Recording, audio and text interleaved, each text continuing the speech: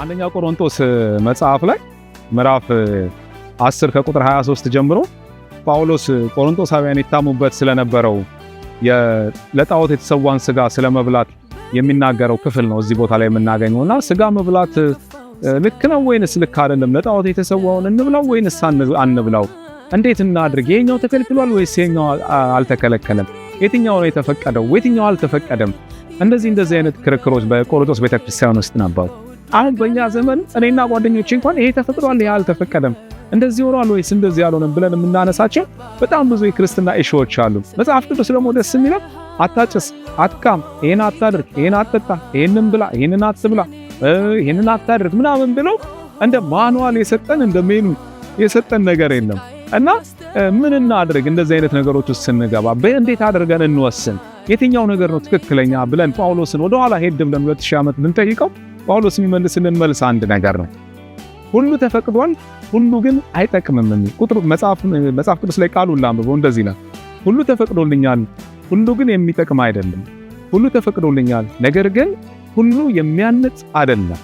አያችሁ፣ ክርስትና በአእምሮአችን ባላንስ መጽሐፍ ቅዱስን አንብበን የእግዚአብሔር ቃል አይሻርም፣ ከፍ አይልም፣ ዝቅ አይልም፣ አንቀንሰውም፣ አናሳንሰውም፣ አንጨምርበትም። እሱን ግን እንዴት አድርገን እንኑረው? በህይወታችን ስንኖር ምድር ላይ እንዴት አድርገን ባላንሱን እንስራ ብለን ስንል ይሄ ቃል በጣም ብዙ ነገር ባላንስ ይሰራልን። በግልጽ የተጻፉ ነገሮች አሉ። ለምሳሌ ዝሙት ማድረግ ልክ አይደለም፣ በቃ ኃጢአት ነው። ግን እንደዚህ አንዳንድ ዝርዝር ነገሮች፣ በጣም ትንንሽዬ ነገሮች፣ አከራካሪ የሆኑ ነገሮች፣ ሰውን ከሰው ራሱ አከራክረው የሚያጣሉ ነገሮች በጣም ብዙ አሉ። እና ምን እናድርግ? ስጋ ልብላ አትክልት ልብላ የሚሉ አይነት ጸቦች ማለት ነው። ለዚህ አይነት ሐሳቦቻችን እናንተ ውስጥ ደግሞ ከዚህ የበለጡ በጣም ብዙ ነገሮች ይኖራሉ።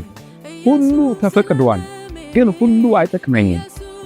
ሁሉ ተፈቅዶልኛል፣ ሁሉ ግን አያንጸኝም። ስለዚህ የሚጠቅመኝንና የሚያንጸኝን ነገር ነው ማድረግ ያለብኝ። እንግዲያውስ ማይጠቅመኝንና ማያንጸኝን ነገር ተጽፏል አልተጻፈም እያልኩኝ ስከራከር አልገኝበትም።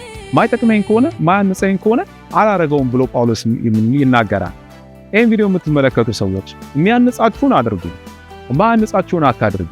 ሁሉ ተፈቅዷል፣ ሁሉ ግን አይጠቅምም። ማይጠቅማችሁን አታድርጉ። የሚጠቅመውን ግን በጎ የሆነውን መልካም ሐሳብ ያለበትን፣ ጭምትነት ያለበትን፣ በጎ ወሬ ያለበትን፣ ፍቅር ያለበትን፣ እንደዚሁም ደግሞ መተሳሰብ ያለበትን የእግዚአብሔር ሐሳብ የሆነውን ፍሬ የሚያፈራውን ነገር ሁሉ ግን እያደረግን ዘመናችንን እንድናሳልፍ የእግዚአብሔር ቃል ይመክረናል። መልካም ጊዜ